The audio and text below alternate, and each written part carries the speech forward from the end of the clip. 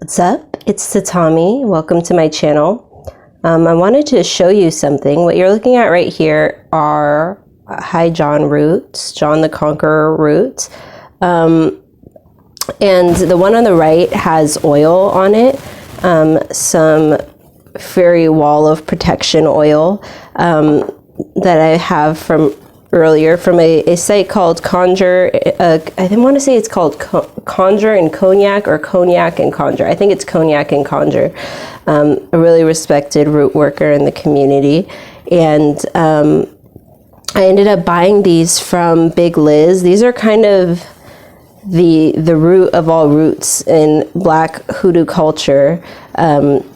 Unfortunately, being over harvested, just like Palo Santo and sage. I do hope more people start growing it, but I know it's a finicky plant. It's a finicky mistress.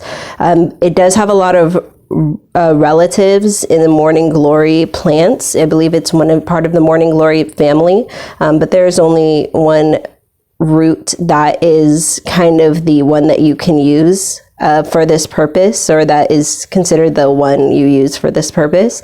I'll leave a link down below to my site, ritualready.com, on which I explain some of this. I'm pretty sure I uploaded that blog post.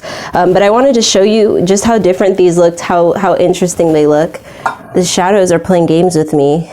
Mine is almost a heart shape, the one on the left, the dry one, and the other one is a very interesting shape. The shape of these is, they were named after John because the shape kind of looks like a dried testicles of a man. So that's kind of where the name for these came from. I wanted to show you real quick before I made my husband's into a Mojo bag. It's going to be a very simple one to keep in his car for protection at work and, while driving. He got T-boned last year when he was just driving home from work. Some guy tried to T-bone him and then tried to make it sound like he was the guy at fault. Really crazy. And then the last thing I wanted to show you real quick was another hoodoo item that's really old. It's called a bluing square. They don't really sell them anymore. I got these also from Big Liz Conjure, just like I got the roots from there. But I got these at a different time. I also got this from Big Liz to the Rose of Jericho. Anyway, the Rose of Jericho, you put water at the root when you need the water, and this will blossom, it will open, and you can use the water for different spiritual effects. The bluing square is cleansing. I mean, it's also good for making your whites whiter. When I was a little girl, I always wondered why some people's whites were gray and other people's were bright, brilliant bluish white.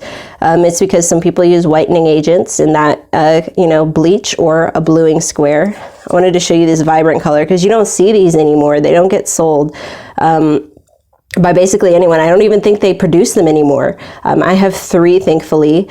So I opened this one just to show you this vibrant, beautiful color that these do. But you got to be careful if you're using them to whiten your clothes, because they will absolutely stain if you do not dissolve it completely in the water.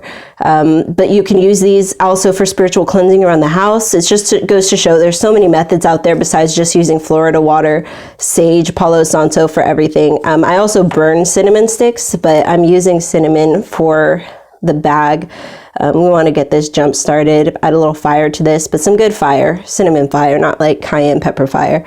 All right, just showing off a little of these goods before I use them up and do some stuff with them in my house. Thanks for watching, and may your ancestors and spirit guides be with you at every crossroads. I'll see you next time.